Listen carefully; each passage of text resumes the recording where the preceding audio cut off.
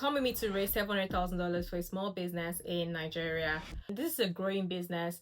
They're doing really well and they're making $65,000 month on month in recurring revenue.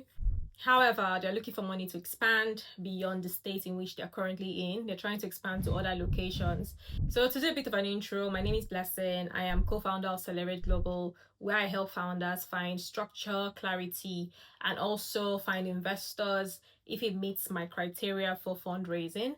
So over the next few weeks, I want to take you all on a journey with me as I actually fundraise. Fundraising is difficult, fundraising is hard, and not a lot of people actually understand how difficult it is. I think we all see all the announcements on TechCrunch, TechCabal, and we get really excited for these companies.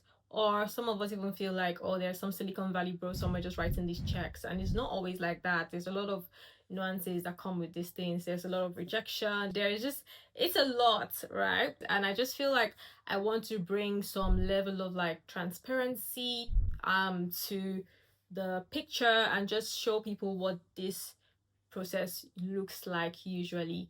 I'm not going to mention the name of the company I'm fundraising for, and I'm not going to mention the name of the investors that I approach, and that's for confidentiality purposes. I just want to take everyone on the journey with me. How am I fundraising?